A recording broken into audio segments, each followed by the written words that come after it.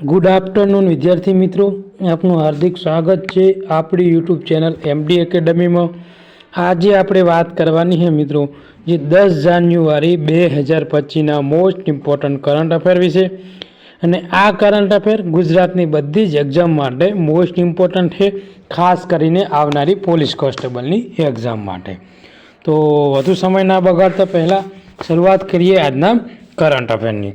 તો આજનો પહેલો ક્વેશ્ચન છે કે જે ભારતીય નૌકાદળ માટે કયા ઉત્પાદન ઉપર ભારત યુએસ સહયોગ ભાગીદારીની રચના કરી છે? તો જે સોનાબુઈ છે મિત્રો, સોનાબુઈ। તો એના માટે ભારતને યુએસએ મિત્રો સહયોગમાં ભાગીદારી કરી છે મિત્રો। તો ભારત યુએસ ભારતીય નૌકાદળ માટે મિત્રો જે અંડર રશી ડોમેન અવેરનેસ વધારવા માટે ભારતને યુએસમાંથી જે આ સોનાબુઈના સહ ઉત્પાદન માટે વ્યૂહાત્મક ભાગીદારીની રચના કરી છે। અને આ સહયોગનો ઉદ્દેશ શું છે? તો જે નૌકાદળની ક્ષમતાને મજબૂત કરવાનો અને જે હિન્દ મહાસાગર પ્રદેશ છે મિત્રો ત્યાં ચીનની વધતી જતી પ્રવૃત્તિઓ ઉપર જે સબમરીન ટ્રેકિંગમાં મિત્રો સુધારો લાવવા માટે ભારતને યુએસએ વચ્ચે મિત્રો મેક ઇન ઇન્ડિયા હેઠળ મિત્રો આ સહયોગ કરવામાં આવ્યો છે। આગળનો ક્વેશ્ચન છે કે તાજેતરમાં જે નાણાં મંત્રાલયના જે વરિષ્ઠ રેવન્યુ સેક્રેટરી અને જે સેક્રેટરી તરીકે મિત્રો કોની નિયુક્તિ થઈ છે? તો મિત્રો જે ટી પાંડે અને એ ચાવલાની મિત્રો નિમણૂક કરવામાં આવી છે મિત્રો। તો કે કેબિનેટની નિમણૂક સમિતિ દ્વારા મિત્રો કેન્દ્રીય બજેટ 2025 પહેલાં જે નાણાં મંત્રાલયના જે વરિષ્ઠ હોદ્દા ઉપર મુખ્ય જે અધિકારીઓ હતી તેની મંજૂરીમાં મિત્રો ફેરફાર કર્યો છે। તો જે તુહિન ખાન પાંડે અને જે અરુણિસિંહ ચાવલા છે મિત્રો તેને મહત્વપૂર્ણ ભૂમિકા ઉપર ફરીવાર સોંપવામાં આવી છે, જે સરકારની તૈયારી માટે વ્યૂહાત્મક જે ફેરબદલીના સંકેત આપે છે। તો ટી પાંડે એટલે તુહિન ખાન પાંડે મિત્રો જેઓ મિત્રો મહેસૂલ વિભાગના સચિવ તરીકે કાર્યભાર સંભાળશે અને તેઓ નાણાં સચિવ સતત તેઓ મિત્રો કહેવાય ને કે તેમની ભૂમિકા નાણાં સચિવ તરીકે રહેલી છે। અને તેઓ 1987 બેચના જે ઓડિશા છે એ કેડરના મિત્રો આઈએસ અધિકારી છે। પછી અરુણિશ ચાવલા મિત્રો રહ્યા ને એમને નવી ભૂમિકા તો જે secretary department of investment and public asset management છે મિત્રો એની ભૂમિકા આપવામાં આવી છે। તો વધારાના ચાર્જ મિત્રો સેક્રેટરી તરીકે જે આ ડિપાર્ટમેન્ટ ઓફ પબ્લિક એન્ટરપ્રાઇઝ અને જે સંસ્કૃતિ મંત્રાલય છે તેમને વધારાનો હવાલો આપવામાં આવ્યો છે। અને તેઓ 1992 બેચના બિહાર કેડરના મિત્રો આઈએસ અધિકારી છે મિત્રો। આગળ વાત કરવામાં આવે તો 2024માં મતદાર યાદીમાં મિત્રો કહેવાય ને કે રાષ્ટ્રીય લિંગ ગુણોત્તર શું છે? તો કહેવાય ને કે 948, 1000 પુરુષે 948 સ્ત્રી। મતદાર યાદી પરનો રાષ્ટ્રીય લિંગ ગુણોત્તર 2023માં મિત્રો કહેવાય ને કે 940 વધીને 2024માં 948 થઈ ગયો છે। આ મતદારોમાં મિત્રો લિંગ પ્રતિનિધિત્વની પ્રગતિ દર્શાવે છે।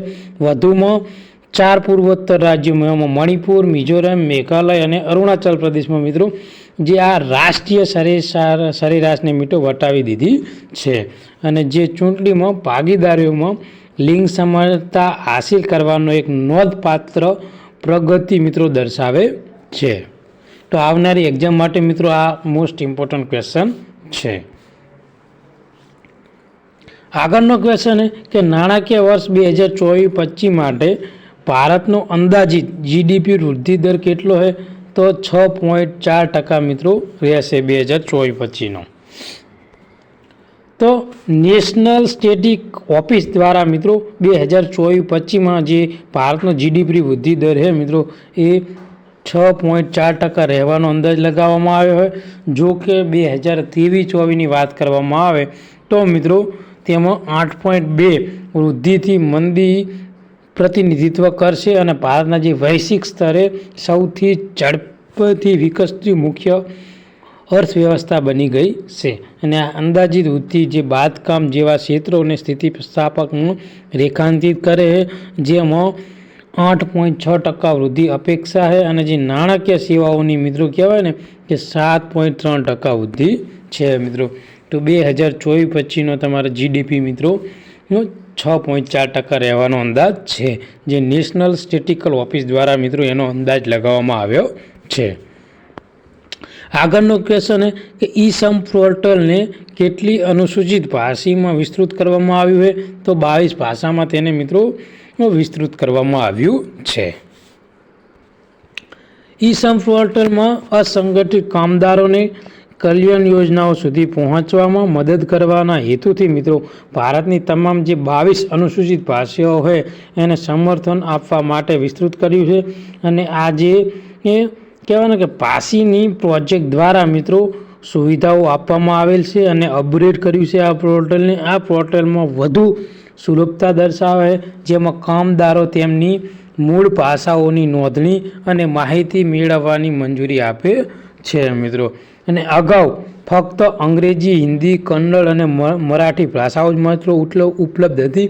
હવે જે આપણા બંધારણમાં માન્ય 22 ભાષાઓ હોય, આ ઈ શ્રમ પોર્ટલ છે મિત્રો, એની પર આ બધી જ ભાષાઓમાં માહિતી ઉપલબ્ધ હશે, જેથી કરીને મિત્રો જે કોઈ પણ ખૂણે રહેતો કામદાર છે ને તે આ ઈ શ્રમ પોર્ટલનો લાભ લઈ શકશે. આગળનો ક્વેશ્ચન કે ભારતના 2025માં જે પ્રજાસત્તાક દિવસની પરેડમાં માટે મિત્રો કયા દેશના જે રાષ્ટ્રપતિ છે તેને મુખ્ય અતિથિ તરીકે મિત્રો આમંત્રિત કરવામાં આવ્યા છે? તો મિત્રો જે ઇન્ડોનેશિયા છે મિત્રો એના મિત્રો જે કહેવાય ને કે રાષ્ટ્રપતિ તેને 2025ના મિત્રો 26મી જાન્યુઆરી જે પ્રજાસત્તાક દિવસ છે તે માટે મિત્રો આમંત્રિત કરવામાં આવ્યા છે. અને મિત્રો ઇન્ડોનેશિયા એ બ્રિક્સનો મિત્રો 10મો દેશ બની ગયો છે, જે 2025માં મિત્રો હાલમાં જોઈન થયો છે. તો એ પણ માહિતી મોસ્ટ ઇમ્પોર્ટન્ટ છે. અને બ્રિક્સની મિત્રો 2024ની જે બેઠક હતી એ જે રશિયાનું કઝાન શહેર, કયું રશિયાનું મિત્રો કઝાન શહેર હતું, ત્યાં મિત્રો તેનું આયોજન થયું હતું.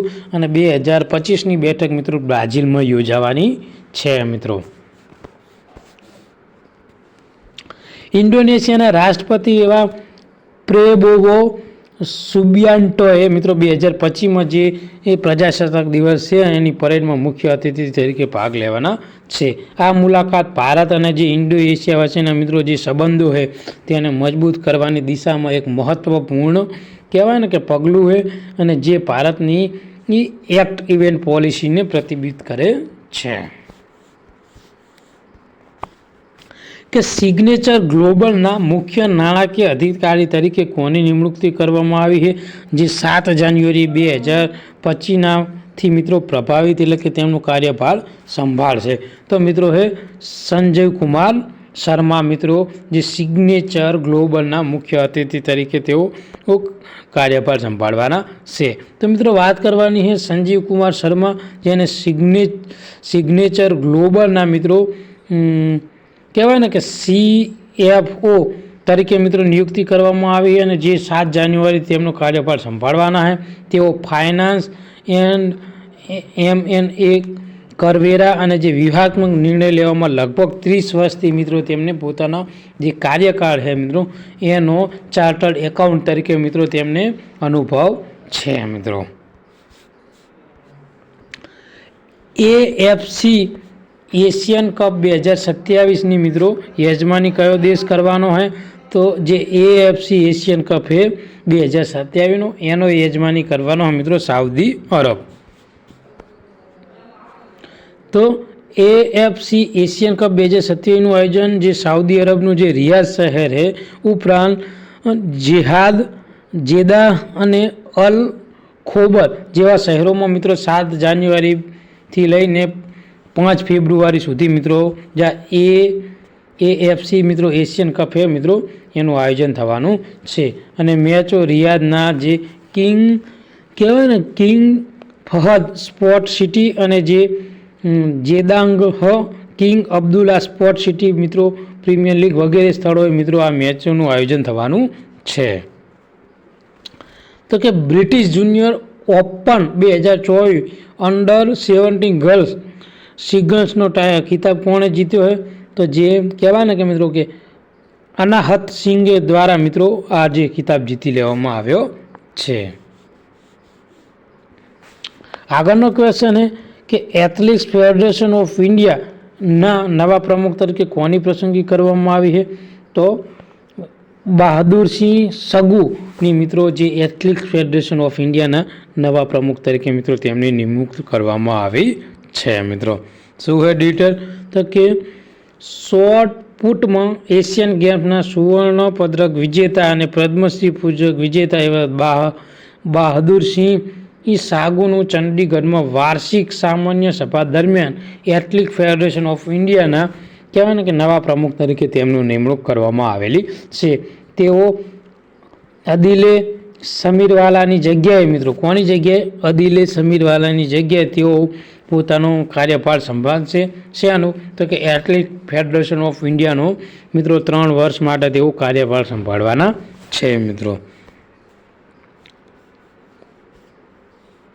આગળનો ક્વેશ્ચન છે કે 18મું પ્રવાસી ભારતીય દિવસ સંમેલન ક્યાં યોજાવાનું છે? તો મિત્રો યોજાવાનું છે મિત્રો કહેવાય ને કે ભુવનેશ્વર ખાતે. અને આ જે પ્રવાસી ભારતીય દિવસ છે મિત્રો એ કઈ તારીખે ઉજવવામાં આવે છે? તો તમને યાદ હોવું પડે 9 જાન્યુઆરી. શા માટે ઉજવવામાં આવે છે? તો કે 9 જાન્યુઆરી 2015ના રોજ જે આપણા રાષ્ટ્રપિતા એવા મહાત્મા ગાંધી મિત્રો જે વિદેશથી ભણીને હંમેશ માટે મિત્રો આપણા દેશમાં સ્થાયી થયા હતા, એ દિવસે વિદેશથી ભારતમાં આવ્યા હતા. એટલે એ દિવસની યાદમાં મિત્રો આપણે પ્રવાસી ભારતીય દિવસની ઉજવણી કરવામાં આવે છે. મિત્રો તો 18મું પ્રવાસી ભારતીય સંમેલન મિત્રો 8 જાન્યુઆરીથી 10 જાન્યુઆરી દરમિયાન જે ભુવનેશ્વર છે ત્યાં યોજાવાનું છે. અને ઓડિશા રાજ્ય સરકાર સાથે ભાગીદારીમાં આયોજન અને કાર્યક્રમોમાં જે ડાયસ્પોરાના યોગદાનની મિત્રો ઉજવણી કરવામાં આવશે. અને 2017થી દ્વિવાર્ષિક રૂપે મિત્રો આયોજિત કરવામાં આવે છે. અને આ સંકરણ માટે મિત્રો સંમેલન થીમ શું છે? તો વિકસિત ભારતમાં જે ડાયસ્પોરાનું યોગદાન. તો મિત્રો કહેવાય ને કે જે વિકસિત ભારત છે એમાં ડાયસ્પોરાનું યોગદાન તે આ વર્ષની મિત્રો 2025ની થીમ છે. એ મોસ્ટ ઇમ્પોર્ટન્ટ છે, આવનારી એક્ઝામમાં પૂછાઈ શકે છે. તો મિત્રો આજે આપનું કરંટ અફેર અહીંયા પૂરું કરીએ છીએ. આ વિડીયો તમને ગમ્યો હોય તો લાઈક કરો, સબસ્ક્રાઈબ કરો અને તમારા બીજા મિત્રોને શેર કરો. થેન્ક યુ, ધન્યવાદ.